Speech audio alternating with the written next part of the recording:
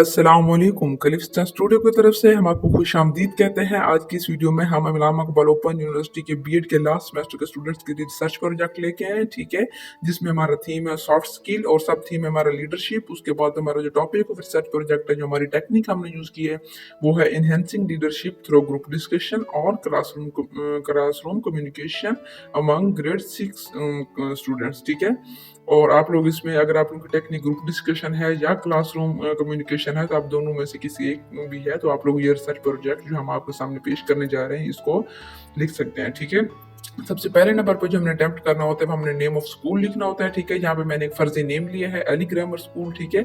आप लोग यहाँ पे कोई भी लिख सकते हैं जिस स्कूल का आप लिखना चाहते हैं, अपने करीबी स्कूल का नेम लिखने के बाद हमने स्कूल का बैकग्राउंड लिखना होता है कि स्कूल कहाँ पे वाक़ है, स्कूल का लोकेशन क्या है, वहाँ के स्कूल का जो स्टाफ है वो कैसा है, ठीक है, स्टूडेंट कैसे हैं वहाँ के, स्कूल का माहौल कैसा है, ठीक है।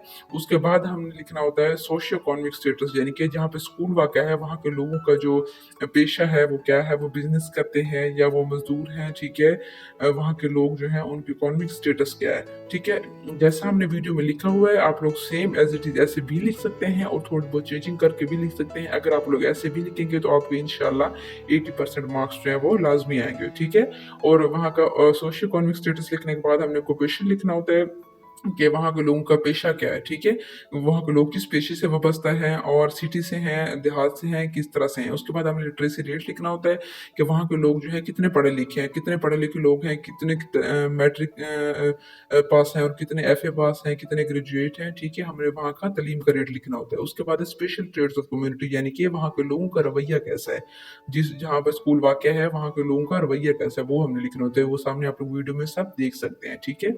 और उसके बाद हमारा आ जाता है थीम, सब थीम और टॉपिक। थीम हमारा जैसे कि सॉफ्ट स्किल, सब थीम लीडरशिप, और जो हमने टेक्निक यूज़ की है क्लासरूम डिस्कशन है और क्लासरूम कम्युनिकेशन है, ठीक है। और इसके बाद अब हम चलते हैं अपने क्वेश्चन नंबर 1 की तरफ, ठीक है। वो कहते हैं कि why did you select this specific सब थीम एंड टॉपिक। वो कहते हैं कि आपने ये सब थीम और ये जो टेक्निक, जो टॉपिक आपने इस्तेमाल किया, जो टेक्निक आप लोगों ने क्यों इस्तेमाल किया, आप लोगों के क्लासरूम में क्या प्रॉब्लम थी, आपके इंस्टीट्यूट में क्या प्रॉब्लम थी कि आप लोगों ने यही सब थीम सेलेक्ट किया। जैसे कि हमने सब थीम लीडरशिप सेलेक्ट किया है, तो इस सवाल के जवाब में हम यही बताएंगे कि हमने ये लीडरशिप क्यों किया, वहाँ के स्टूडेंट में किस चीज़ की कमी थी, वहाँ के स्टाफ को मैंने क्या बताया, वहाँ के स्टाफ के साथ मैंने क्या रिसर्च की, ठीक है। और लीडरशिप के पास स्टूडेंट के अंदर क्या वो आती हैं, सलाहियतें आती हैं, ठीक है। वहाँ के स्टूडेंट्स में किस सलाहियत की कमी थी जिस वजह से मैंने अपना सब थीम जो है लीडरशिप जो है वो चूज़ किया, ठीक है। इस वीडियो में हम ये बताएंगे। और जैसे आप लोग सामने डेटा लिखा हुआ देख रहे हैं, सब सामने लिखा हुआ है, आप लोग एज इट इज सेम ऐसे अपने रिसर्च प्रोजेक्ट में लिख सकते हैं, ठीक है।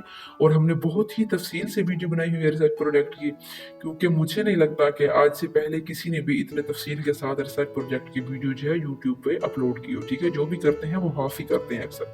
और नंबर 2 पे है what was your discussion with your colleague, friend, senior teacher और सुपरवाइजर रिगार्डिंग दिस प्रॉब्लम। वो कह रहा है कि लीडरशिप के मसले को लेके आपके अपने कुलीग के साथ, फ्रेंड के साथ, सीनियर टीचर या आपका जो वर्कशॉप कोऑर्डिनेटर है, सुपरवाइजर है, उसके साथ आपने क्या डिस्कशन की, उन्होंने आपके इल्म में क्या इजाफा किया, आपने उनको क्या बताया कि लीडरशिप स्टूडेंट्स के लिए उनकी तालीम में भी, उनकी बाकी ज़िंदगी में भी क्यों ज़रूरी है, ठीक है। वो सारी डिस्कशन हमने यहाँ वीडियो में लिखी हुई है और वो आप लोग सामने देख सकते हैं। उसके बाद नंबर 3 पे हमारे पास आता है what did you find about the problem in the existing literature. वो कहते हैं कि आपसे पहले जो लीडरशिप रिसर्च हो चुकी हैं, ठीक है, वेबसाइट्स पे, बुक्स में, आर्टिकल में, तो वो रिसर्च आप लोगों ने यहाँ लिखनी है। क्वेश्चन नंबर 3 और क्वेश्चन नंबर 13 ये आप लोगों ने कैसे अटेम्प्ट करना है, ठीक है। इसकी हमने एक अलग सी वीडियो बनाई हुई है, उस वीडियो का लिंक हमने वीडियो के डिस्क्रिप्शन में दिया हुआ है, वहां से जाकर आप लोग देख सकते हैं। क्वेश्चन नंबर 3 और क्वेश्चन नंबर 13 को अटेम्प्ट करने का तरीका हमने एक अलग वीडियो में बताया हुआ है, क्योंकि ये बहुत लंबा प्रोसेस है, तो इसलिए हमने वो अलग वीडियो बनाई हुई है, वो वहां से जाके आप लोग देख सकते हैं। और क्वेश्चन नंबर 4 आता है what were the major variables construct of your project, ठीक है। वो आप कहते हैं कि आपके प्रोजेक्ट के, आपके रिसर्च के सबसे मेन वेरिएबल कौन थे, ठीक है। इसमें 2 वेरिएबल होते हैं, एक डिपेंडेंट वेरिएबल होता है और एक इंडिपेंडेंट वेरिएबल होता है। जो डिपेंडेंट वेरिएबल होता है वो हमारा सब थीम होता है, ठीक है। और जो इंडिपेंडेंट वेरिएबल होता है वो हमारी टेक्निक होती है। जैसे कि हमने 2 टेक्निक के लिए प्रोजेक्ट बनाया, एक ग्रुप डिस्कशन और क्लासरूम कम्युनिकेशन। और सामने आप लोग वीडियो में सब कुछ देख सकते हैं और आप लोग सेम ऐसे रिसर्च प्रोजेक्ट जो है सॉल्व कर सकते हैं। नंबर 5 पे आता है what did you want to achieve in this research project. वो कहते हैं कि आप लोग इस रिसर्च प्रोजेक्ट के ज़रिए क्या अचीव करना चाहते हैं, ठीक है? आपके क्या गोल हैं? तो हम यहाँ पे बताएँगे कि हमारे ऑब्जेक्टिव क्या थे इस रिसर्च प्रोजेक्ट के, हमने ये सब थीम क्यों सिलेक्ट किया, लीडरशिप सब थीम हमने क्यों सिलेक्ट किया, तो उसके लिए हमारे क्या ऑब्जेक्टिव थे, हमने स्टूडेंट की जो प्रीवियस वो था नॉलेज था, उसके बारे में हमने कैसे क्वेश्चंस किए, ठीक है? और स्टूडेंट्स को जब हमने उनको बताया लीडरशिप क्या होती है, क्यों ज़रूरी है, तो उसके बाद हम क्वेश्चन करेंगे कि आप लोगों को क्या समझ आई, लीडरशिप क्या है, लीडरशिप जो है ज़िंदगी के हर शोबे में क्यों ज़रूरी है, ठीक है?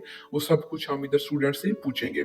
और नंबर 6 पे जो क्वेश्चन आता है, वो है who are the participants in your project. ये 5 नंबर का क्वेश्चन है, ठीक है? कुछ 5 नंबर के हैं और कुछ 10 नंबर के हैं।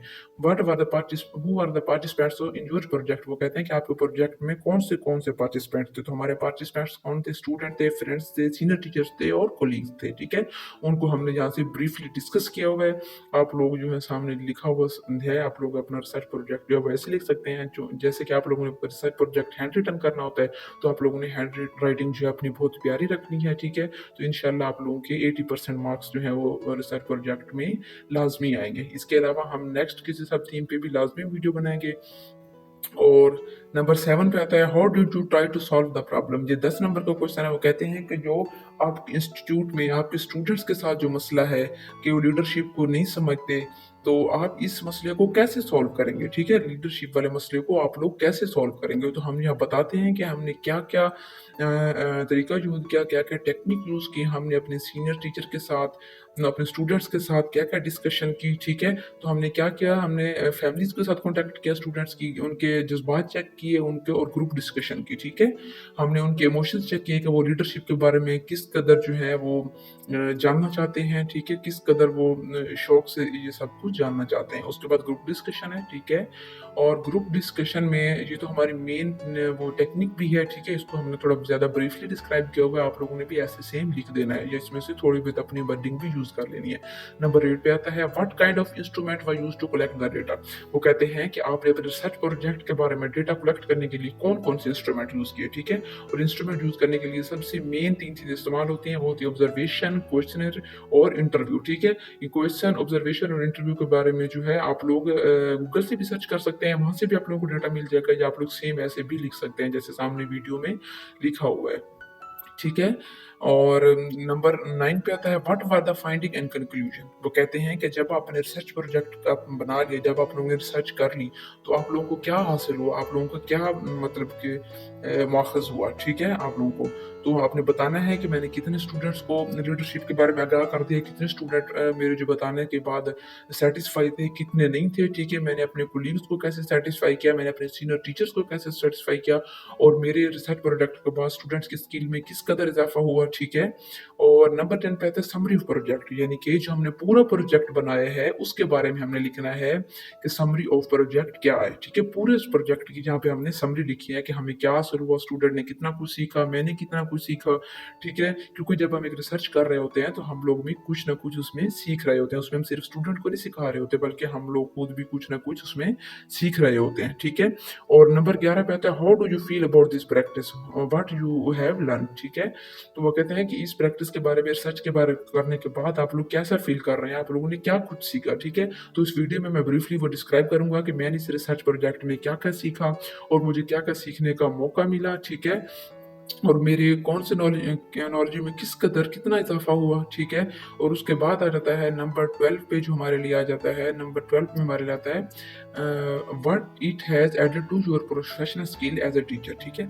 तो हमने बताना है कि एज ए टीचर इसने मेरी उसमें स्किल्स में किस कदर इजाफा किया, ठीक है? तो हमने यहाँ पे बताना है मेरे बेटर कम्युनिकेशन, इंटरपर्सनल स्किल है, लीडरशिप स्किल है, और ठीक है, टीम वर्क सेपरेट है, और प्रॉब्लम मैनेजमेंट है, टाइम मैनेजमेंट है, और ये जो है मेरी स्किल्स में इजाफा हुआ है, आपने सारा ब्रीफली बताना है। उसके बाद आता है क्वेश्चन नंबर 13, और वो मैंने आप लोगों को वीडियो में ऊपर भी बताया है। क्वेश्चन नंबर 3 और 13 को अटेम्प्ट करने का तरीका हमने एक अलग वीडियो में बताया हुआ है, ठीक है? क्योंकि इसमें हमने थोड़ी सी डिफिकल्ट होता है, तो वो वीडियो हमने अलग बनाई हुई है, वहां से जाके आप लोग देख सकते हैं। एंड में आप लोगों से छोटी सी गुजारिश है कि चैनल को लाइक और सब्सक्राइब करें। शुक्रिया।